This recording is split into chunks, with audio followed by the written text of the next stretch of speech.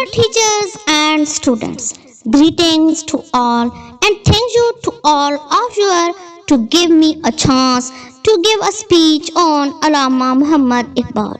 The poetry, philosophy and political action of Iqbal, also known as the poet of the East and Mufakkar Pakistan.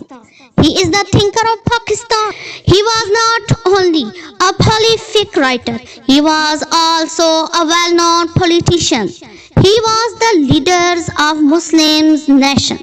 Generations of Pakistanis are still motivated by his poems and lectures to work toward a brighter future for their country.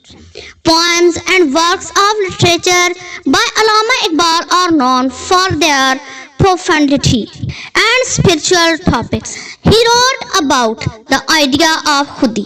He wrote about the self-awareness and self-respect, which he saw as being essential for Muslims in British India to experience a spiritual and political awakening. His poetry is still studied and revered for its potent message of empowerment and self-discovery.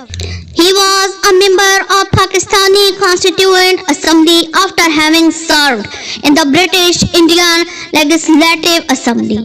He is regarded as one of the key founders of the Pakistan movement. He was a fervent supporter of the establishment of the distinct Muslim state in India.